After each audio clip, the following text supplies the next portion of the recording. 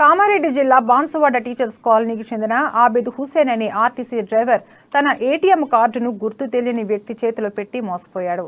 SBI ఏటీఎంలో తనకు డబ్బులు తీసివ్వమని ఓ వ్యక్తిని సాయం కోరడంతో తీసి ఇచ్చాడని ఆర్టీసీ డ్రైవర్ చెప్పారు.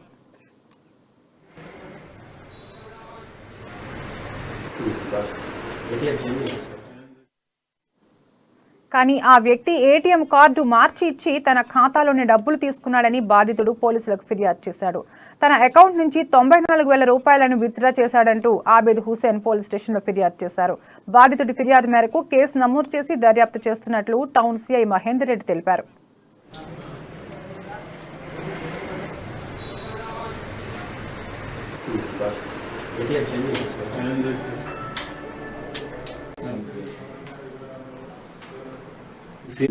నేను Abid Hussain driver, RTC teacher colony, Banswada.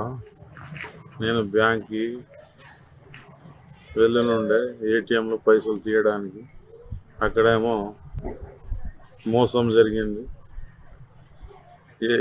నేను కోడ్ నెంబర్ అది నేను కొట్టిన, పక్కన ఉన్న వాళ్ళకి సాయం అడిగిన, వాళ్ళేమో నన్ను మోసం చేసారు. 94,000 చిల్లర వాళ్ళు మా ఏటీఎం నుంచి తీసుకున్నారు. ఏటీఎం వాళ్ళది నాకు ఇచ్చారు, మా ఏటీఎం వాళ్ళు తీసుకున్నారు. అప్పటిదాకా నాకు తెలియదు, మెసేజ్ వచ్చిందాకా. అందులో 34,000 ఉండి నేను బ్యాంక్కి వెళ్ళిన దాకా ఇంకా 20,000 తీసేసాడు. మొత్తం ఏమో 94,000 చిల్లర దోచుకున్నారు వాళ్ళు. మొత్తం డబ్బులు అందులో ఖాళీ చేశారు.